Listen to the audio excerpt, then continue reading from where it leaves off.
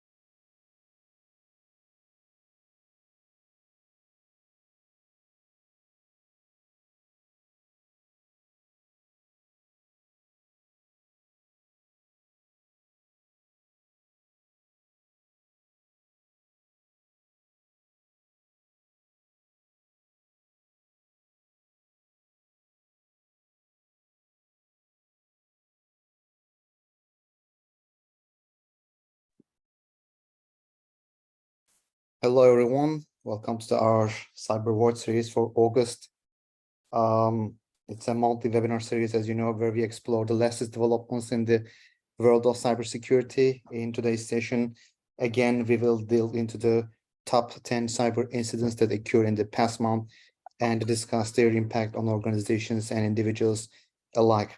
As technology continues to evolve and become more sophisticated, so the threats we face online also evolving, and it's essential to stay informed and aware of the latest cybersecurity risks and trends to protect ourselves and our businesses from potential harm.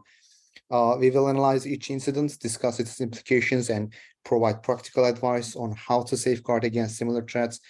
Whether you're a cybersecurity professional, business owner, or simply someone interested in staying up to date with the latest trends, this webinar is for you. So sit back, relax, and let's explore the world of cybersecurity together. There was a good one. Thanks for the invitation. Greetings from the Chile. Thank you, Rodrigo. So we were planning to invite a guest for this webinar and open it for each and every one of you. So you can, instead of texting, you can talk, but due to some technical problems, this couldn't happen in August, but hopefully in September, we can do that. We are also planning to add a Kahoot to this cyber watch series. We can give you some presents to our listeners, attendees. So this all can be ready for the September webinar, hopefully.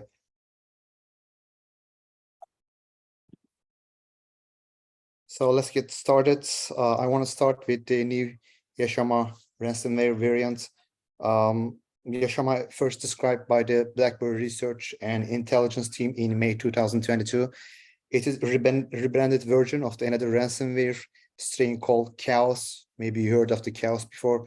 So it is a new version of the Chaos. A month prior to its emergence, the Chaos ransomware builder was leaked in the wild. The threat actor uses an uncommon technique to deliver the ransomware note. Instead of embedding the ransomware note string in the binary, they download the ransomware note from the actor-controlled GitHub repository by executing an embedded batch file. So this is a new trend I want to share with you. Instead of sending the ransomware note, like your computer is encrypted, if you want to get your key, you have to pay this much money, that kind of note. So threat actors, instead of using something else, they use GitHub repositories now. So Yaşama ransomware is one of the first. They use the GitHub repository for this kind of technique. That's why I found this interesting. I wanted to share with you. This modification evades the endpoint detection solutions. That's why they want to use the GitHub repository and antivirus software, which usually detect the embedded ransomware note string in the binary. So since the EDR solutions, they can detect the this strings, this notes, they start to use the GitHub repository to bypass the EDR solutions. Threat actors begin to use GitHub for ransomware. So far, we analyze Yaşama ransomware, and the other one is and there was another ransomware group. They use also Big Hat, I guess. The other one, we mentioned the Big Hat ransomware in the last Cyberwatch series, if you remember. So this both ransomware, they use the GitHub repository. We believe more threat actors, they begin to use the GitHub repository for the to deliver this ransomware note. Notable aspect of the ransomware note is it is resemblance to well-known WannaCry ransomware, possibly done so in the attempt to obscure the threat actor's identity and confuse attribution efforts. While the note mentions a wallet address to which the payment is to be made, it doesn't specify the amount, and an unknown threat actor is using the variant of the Yaşama ransomware to target the various entities in the English-speaking countries, especially. So that's why it's a little important, at least since June 4, 2023.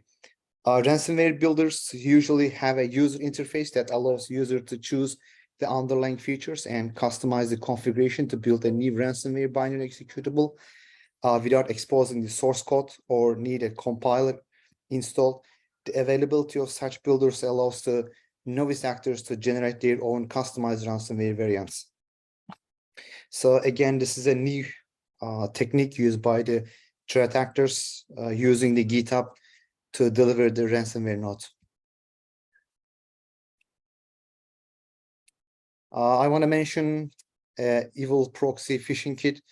It has been, there's a dramatic increase using Evil Proxy Phishing Kit. That's why it is important. Threat actors are increasingly using the phishing as a service toolkit, dubbed Evil Proxy, to pull off account takeover attacks aimed to high-ranking executives at prominent companies, especially C-level, are targets by this Evil Proxy Phishing Kit. An ongoing hybrid campaign has leveraged the service to target thousands of Microsoft 365 user accounts, sending approximately 120,000 phishing emails to hundreds of organizations worldwide between March and July 2023. Nearly 39% of the hundreds of compromised users are said to be C-level executives, including CEOs 9% and CFOs 70% are targeted by this phishing kit. The attacks have also singled out personnel with access to financial assets or sensitive information. At least 35% of all compromised users had additional account protections enabled. That means multi-factor authentication most of the time. So with Evil Proxy Phishing Kit, it is possible to bypass the multi-factor authentication. The campaigns are seen as a response to the increased adaptation of the multi-factor authentication in enterprises, prompting threat actors to evolve their tactics to bypass the new security layers by incorporating advisory in the middle. We call it ATEM. Phishing kits to siphon credentials, session cookies, and one-time passwords.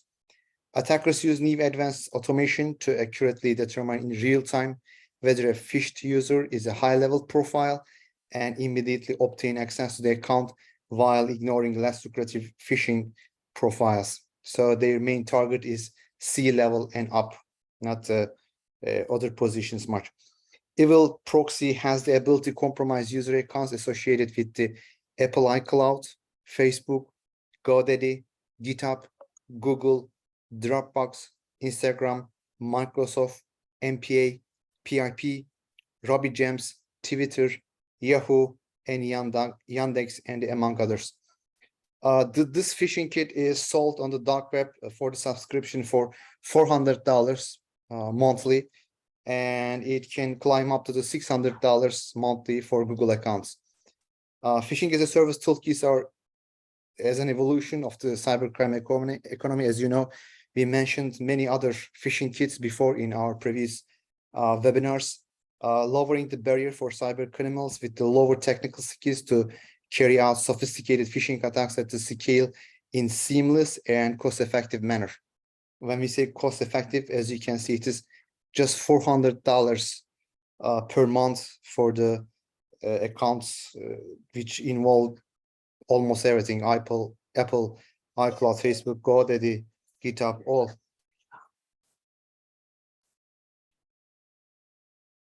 So the last wave of the attacks commenced with the phishing emails that masquerade a trusted service like Adobe and DocuSign to trick recipients into the clicking on malicious URLs that activate a multi-stage redirection chain to take them to the lookalike Microsoft 365 login page, which function as a reserve proxy to stealthily capture the information entered in the form. But in curious twist, the attacks deliberately skip user traffic originating from Turkish IP addresses by redirecting them to the legitimate websites, indicating that the campaign operators could be based on out of the country. Successful account takeover is followed by the threat actor taking steps to cement their foothold in the organization's cloud environment by adding their own multi-factor authentication method, such as two-factor authenticator app, so to obtain persistent remote access and conduct lateral movement and malware proliferation. So you can even implement your own multi-factor authentication to the system. The access is further monetized to either conduct financial fraud, exfiltrate confidential data, or sell the compromised user accounts to the other account attackers. I'd like to mention one of the exploitation toolkit called Merlin. This toolkit is begun to use a lot by the threat actors recently, especially in July. There's a huge wave of attacks targeting organizations using Merlin. This Merlin post-exploitation toolkit is an open source and a command and control framework. Merlin is a Go-based cross-platform post-exploitation toolkit. It's available free for everyone. You can find it on the GitHub, offering extensive documentation for security professionals to use it in the red team exercises, especially. It offers a wide range of features, allowing red teamers and attackers to obtain foothold on a compromised network. So you may ask, like, what kind of features this Merlin has? This Merlin can support for HTTP 1.1 over TLS and HTTP 3, HTTP 2 over QUIC for C2 communication. It also has ISA key rep RFC 303.94 for agent traffic encryption. It has also FAQ, asymmetric password authentication key exchange, and encrypted JWT for secure user authentication. This Merlin can also support create threat create remote threat, RTL, create user threat, and crew user APS shell code execution techniques. Domain also, it's domain fountain for bypassing network filtering. Also, it can be integrated donut, SRDI, and short-gen support. It is dynamic change in the agent JA3 hash and C2 traffic message padding for evading detection. This Merlin post-exploitation use an email for initial access. The email carry a CHM file attachments that, if open, execute the JavaScript code, which in turns run a PowerShell script that fetches, decrypts, and decompresses the gzip archive that contains the executable ctlhost.exe. If the recipient runs the executable, their computer gets infected by Merlin agents, giving the threat actor accesses their machine data and a foothold to move literally in the network. So there is a one threat actor, Rhyssedia. I don't know how to pronounce it. I guess it is Rhyssedia. This Rhyssedia ransomware, they also one of the ransomware as a service platform group that emerged at the end of the May 2023. Despite being a newcomer, the group has quickly established itself as a significant ransomware operation. Their first high-profile attack was Chilean army. We mentioned this about in the last webinar, if you guys remember. The Chilean army, not last Cyberwatch series, but there was a one webinar about the ransomwares, like what happened in the first half of the year. And we mentioned about the Chilean army's ransomware hack. So there was a Rhyssedia behind this hack. And on June 15, 2030, the group leaked file stolen from the Chilean army, which turned the group as a claim as true. So Rhyssedia is developed in multiple ways. Primarily, methods include deploying via Cobalt Strike. As you know, the Cobalt Strike is a penetration testing tool often misused by the threat actors for its advanced exploitation and post-exploitation capabilities. Or phishing campaign. This suggests that the Rhyssedia targets could potentially span a wide range of sectors and industries, as these attacks methods are not specific to any particular type of organization. Rhyssedia ransomware notes are written as PDF documents to affected folders on target drivers.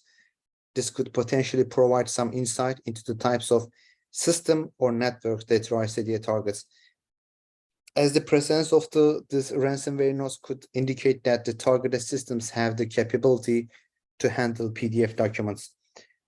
This indicates that the group is not targeting command line operating system used on the network devices or services. The group threatens victims with public distribution of the exfiltrated data, bringing them then in line with the modern-day multi-extortion groups. Rhyssedia can be appended to the list of the groups that follow the double extortion strategy. Rhyssedia ransomware group they use is a 64-bit portable executable Windows cryptographic ransomware application, which is compiled with the MingGV GCC. A sample analyzed by the researchers suggested that the tool is in the early stage developed because of the application program's name is set to Rhyssedia 0.1.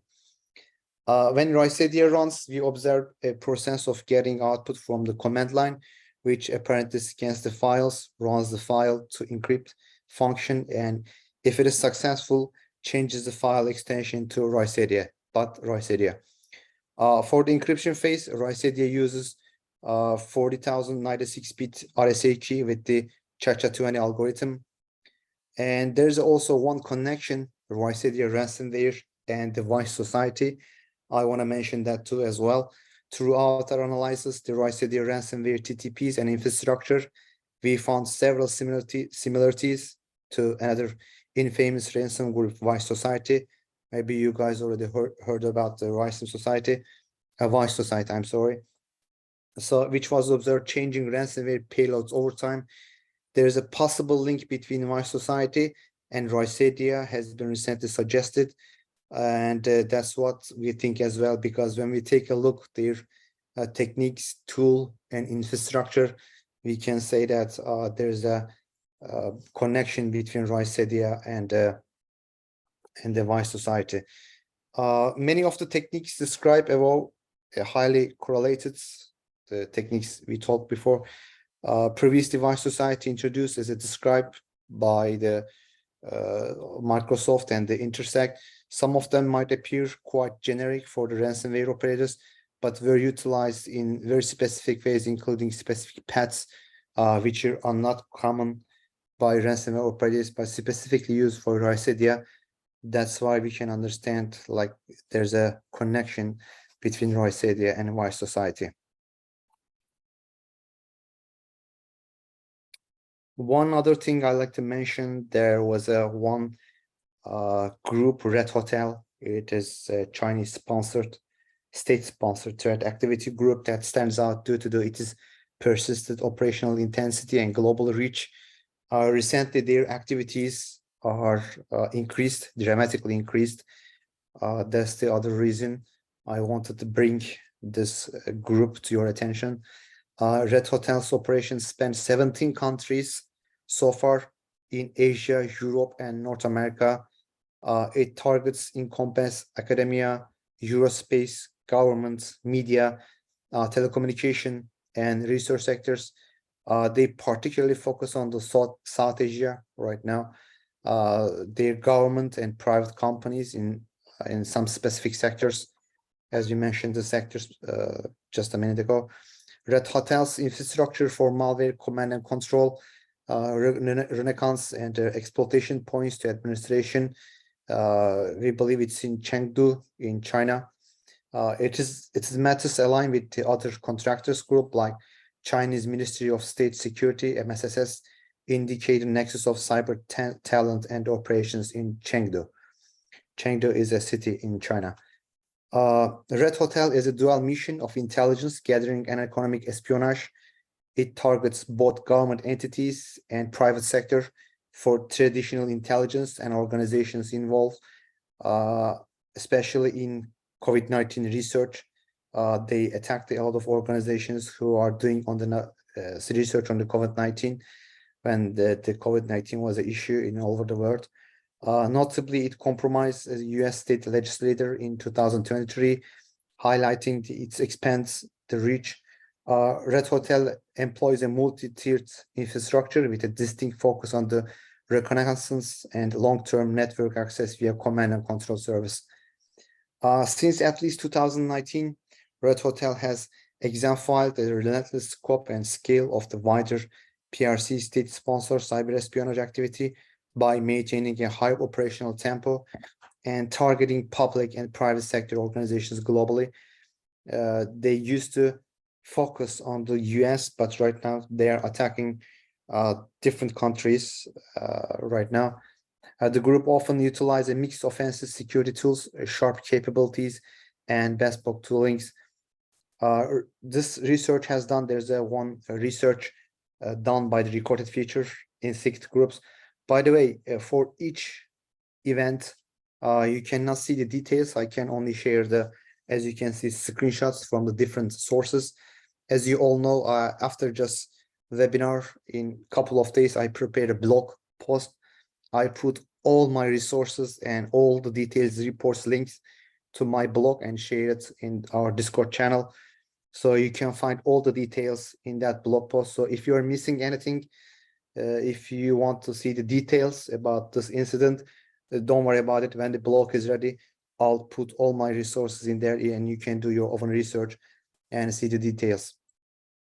So this Chinese state-sponsored cyber threats with the Red Hotel standing out for its broad scope and intense activity, especially in July. Red Hotel's campaign include innovations such as exploding a stolen code signing and certificate and commanding Vietnamese governance structure. Despite public exposure, Red Hotel's bold approach suggests it will persist in its activities. So in July, we can analyze that Red Hotel's activities are getting much more bolder and much more, how we can say, they're being more active, more aggressive, and they are begin to attack the much more countries, just focusing on the West. So maybe you guys heard of the surveillanceware terminology. If you never heard of it, it could be a new terminology for you. So surveillanceware refers to the software that is designed to monitor and collect data from users' computer, smartphone, or other electronic devices without their consent or knowledge. And this software is often used by the companies or individuals for various purposes, such as tracking online activities, capturing keystrokes, or recording audio and video.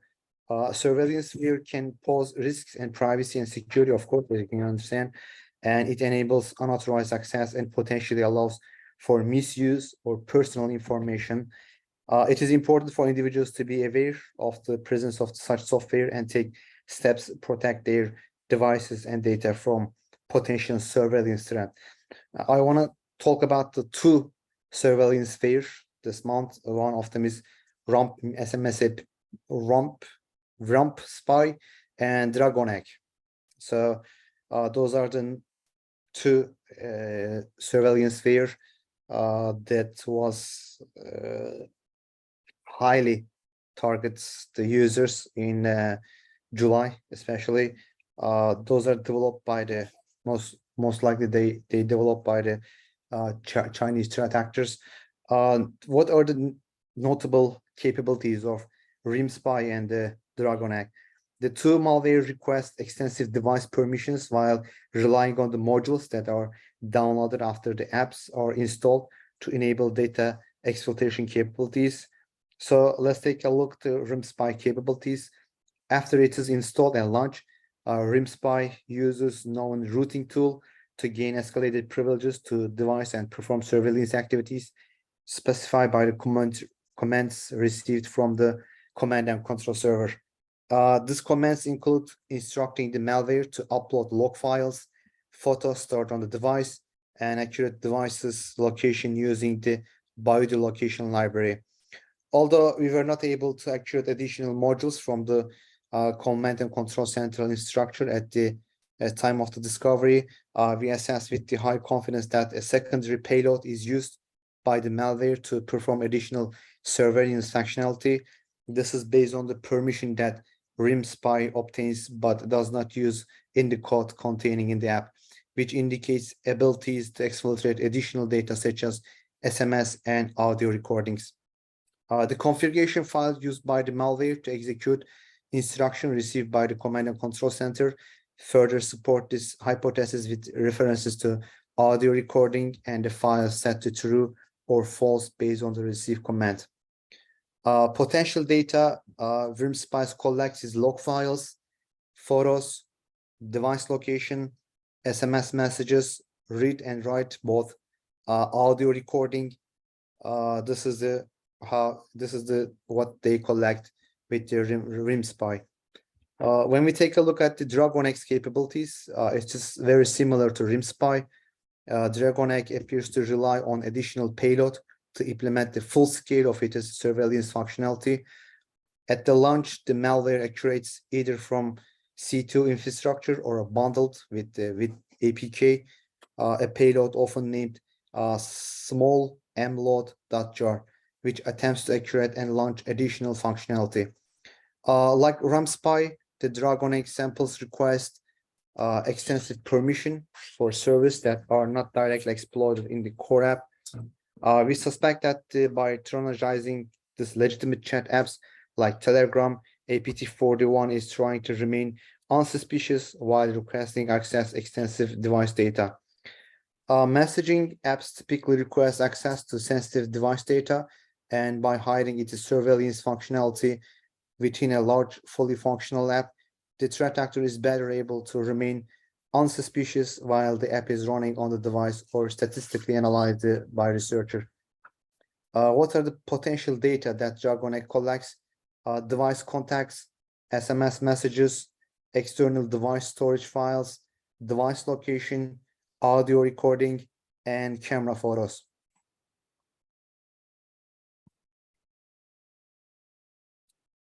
So I want to mention the Spire threat actor.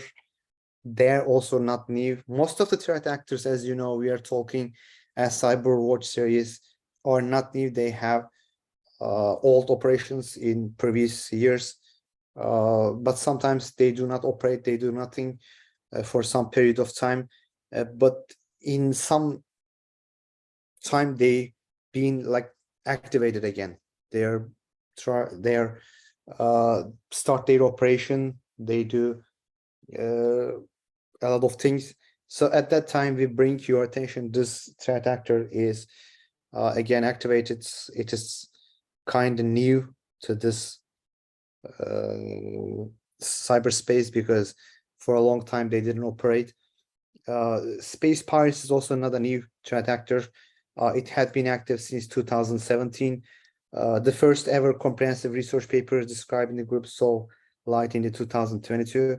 The Space Pirates group have since stepped up attacks on Russian companies. We have come across the group frequently while investigating cyber attacks in the past year. They have hardly changed their tactics, but what they change is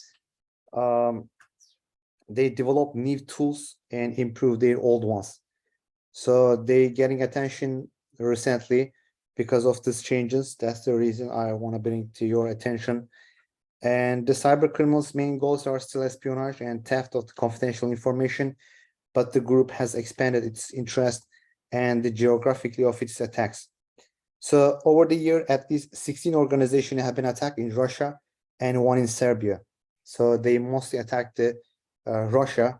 So at this point, I want to ask to all attendees, since this group, the Space Pirates group, attacking the organization in Russia, and as you can see, there's a one organization in Serbia. What do you think the origin of this threat actor is? Like, what country? Do you have any guess? I really want to see your opinions.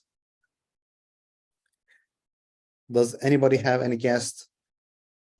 Since the space pirates are attacking Russia, what is the origin of? Joseph says it's Africa. The origin of this space pirates is Africa. US. Sharifa says it is US. Anybody? Not Africa, not US. Ukraine. China or Ukraine. Yeah, Todd. You got it. Joseph also found it. Yeah, China. You're right, Joseph. Todd, you are also right. The origin of this country is China. And this is very interesting for me. I believe maybe it is interesting for you as well, because the Chinese groups, threat actor groups, or hackers, they don't usually attack the Russian organizations, but right now they do. They are attacking Russia, and aggressively. That's the next thing I was going to tell you. Even North Korean hacker groups, they hacked the Russian missile system, if you guys know. That was interesting for me as well, because I wasn't expecting the North Korean hacker groups that were going to attack Russia, because usually they operate together or they don't attack each other most of the time. But as you can see, things are changing. Like this hacker group probably one of the important APT groups in China. They're attacking to Russia aggressively. I believe that the overlaps between various Chinese APT groups are due to the tool exchange and common phenomenon for hackers in the region, and using shared tools further obstacles the traces of distinct threat groups and makes the work of analysts a lot harder. Space Pirates has also been deploying their custom malware on some Chinese firms for financial gains. So the threat groups might have dual function. As you can see, not just Russia, this Space Pirates also attacking some organizations in China. I don't know why they are attacking these organizations. It cannot be just financial gains. There could be some other reasons. If this Space Pirates working for the Chinese government, if they want to punish some organizations in China, maybe they can use this group. The other interesting thing is, as you can see, this hacker group from China, they're also attacking some organizations in China. Chinese hackers have been, this is very interesting. That's what I want to share with you. Chinese hackers have been very aggressively do operations against the Russian targets lately. And again, this is very interesting for me because I believe China wasn't strong before in the cyberspace, but right now, as we can see, their capabilities are very high, so they can even attack Russia. That was interesting. So there is some dangerous password attacks on Windows, Mac OS, and Linuxes. I'd like to talk a little bit about this as well. Attacks in a Windows environment originating from Python malware. The attackers prepared file called builder.py, one of the Python module. This is available also on the GitHub. If you guys wonder about this code, also I'm going to share the source with you on my blog. For handling QR codes and insert malicious code into it and distributes it to the targets in the same way, in some way. The target is then unaware of the malicious code and can download and infect additional malware by executing that file. As you can see on the screen, that shows the attack flow in the Windows environment. When the Python malware is executed, it is simple downloader malware that downloads and executes the MSI files from that external sources. This dangerous password attacks also affect the Linux and Mac OS systems.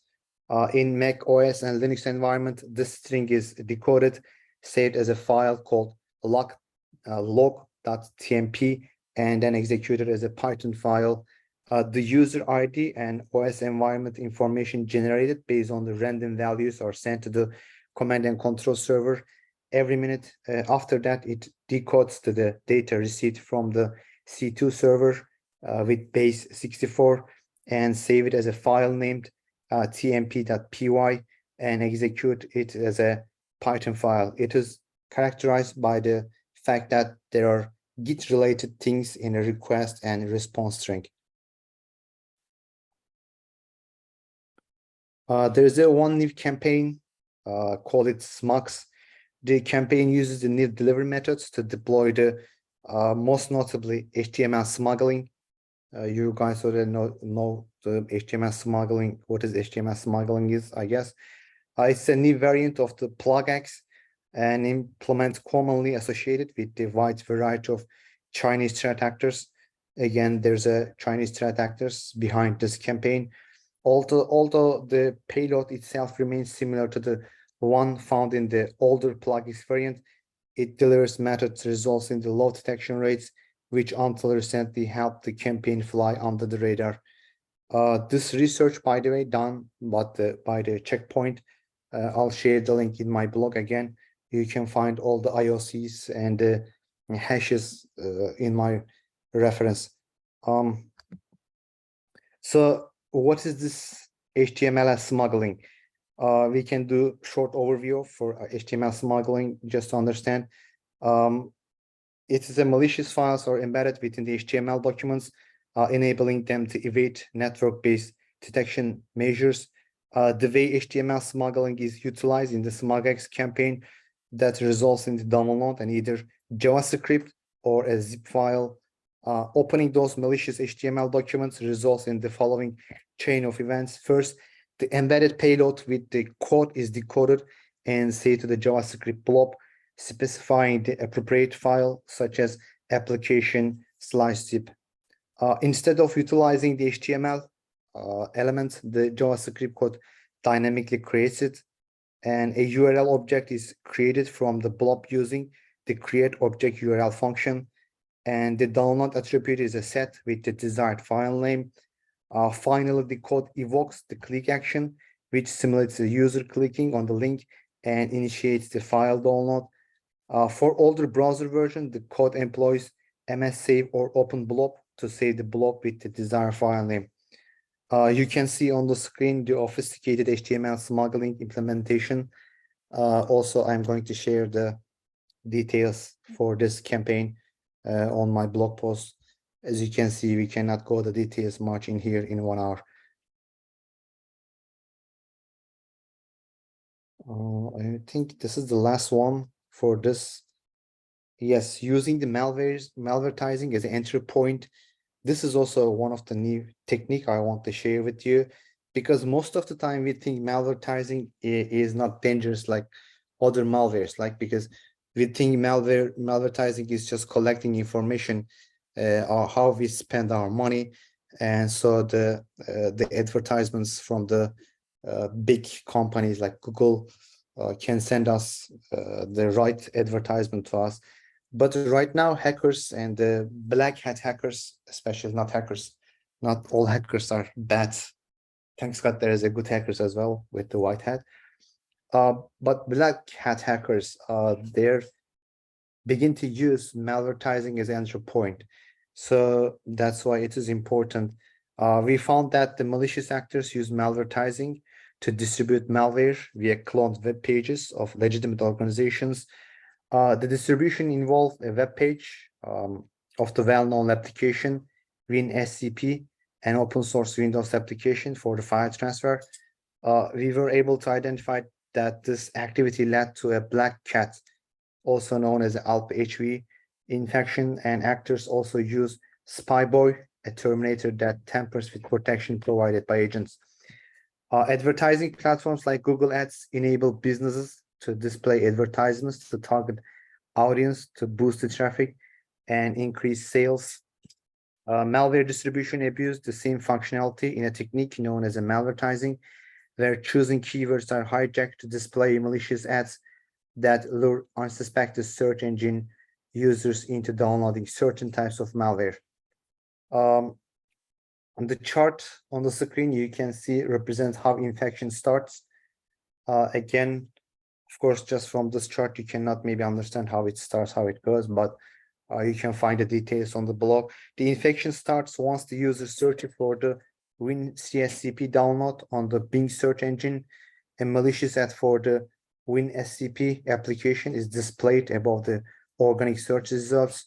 The ad leads to a suspicious website containing a tutorial on how to use WinSCP for automating file transfer. From this first page, the user is then redirected to a clone download web page of the WinCP.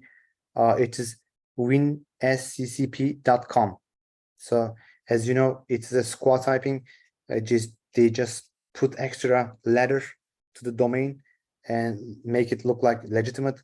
So that's what they did. They use winsccp.com domain. When the user selects the download button, an ISO file is downloaded from an affected WordPress web page, and then XSPC event drdevelop.com. They use that domain for the next step. Recently, the malicious actor changed their final stage payload URL to the file sharing service for share. The overall infection flow involves delivering the initial loader, fetching the bot core, and ultimately dropping the payload, typically a backdoor. In a summary, the malicious actor uses the following malvertised infection chain. A user searches for an application by entering search term in a search bar, such as Google or Bing. In this example, the user wants to download the WinSCP application and enters the search term WinSCP download on the Bing search bar. Above the organic search results, the user finds a malvertisements for the WinCPH application that leads to the malicious website. And once the user selects the download button, this begins to download an ISO file to their system. So this is how they use malvertising as an entry point. In our previous webinars, if you guys remember, they even used the Google Ads, like they try to use the malicious domains to put them paying the Google money, so their link can appear on the top of the Google searches. So this is how black hat hackers try to use everything to get into your system or your computer. So this is all from my side. The guys who always join this webinar already know about our community, but maybe there are some newcomers to our this webinar. We try to establish as a community. There's two community pages. One of them is this Discord. The other one is a LinkedIn. I can share the link with you. You are always welcome to join there, share information, ask questions. We try to build a cyber threat intelligence community. I can share it with you. Thank you for joining me today's webinar on the latest developments on the cybersecurity. It was a pleasure to share my knowledge and insight with such a engaged and sophisticated audience. I hope you find it useful. Again, we are trying to change the structure of this webinar. We want to give you more attraction, like you can join the webinar. Instead of texting, you can talk. We want to put Kahoot to our webinar and give some rewards to our attendees. Also, we want to invite some guests like CISOs or cybersecurity experts who are well known in the world to our webinar to make it much better webinars for you, much useful, much informative webinars. Again, thank you so much for joining us. If you have any questions, I can try to answer. Thank you. How can we get the record? I would like to review it later.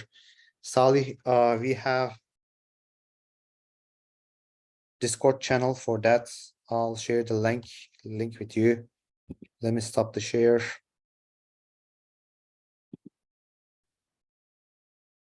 Okay, where's the invite people?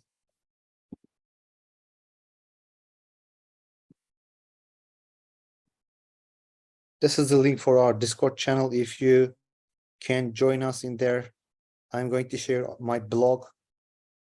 I'm going to share the recap of this webinar. Also, the presentation. You can find a lot of useful information in that Discord channel. Thank you so much for all I saw in LinkedIn. Yeah, so they are both US guys. Some final with the US at now attack US government. So yes, share it, please. So thank you so much. Michaelio, Raul, thank you so much. Garrett, thank you. Mihail, you're always here. Thank you so much. David, thank you so much. You're always here as well. Maria, thanks. Mohammed, thank you so much. You always join us as well. Jonathan, Yamalia, thank you so much. Fernando, thank you. Joseph, link for the blog. The blog is not ready yet, Joseph. I prepared the blog just after the webinar. When it is ready, I'm going to share it on the Discord. It can be ready tomorrow or other day. Serhan, thank you so much for your help. This webinar is prepared with me with the help of the Serhan Eraslan. Thank you, Serhan. Link for the blog. Thank you so much. Olgerta, Walter, thank you so much. Sharif, thank you very much. It's kind of you. Joseph, thank you. Uğur, thank you so much for joining us. Okay, guys, thank you so much. There's no question, I guess. You guys have a good day. Take care of yourself and stay safe.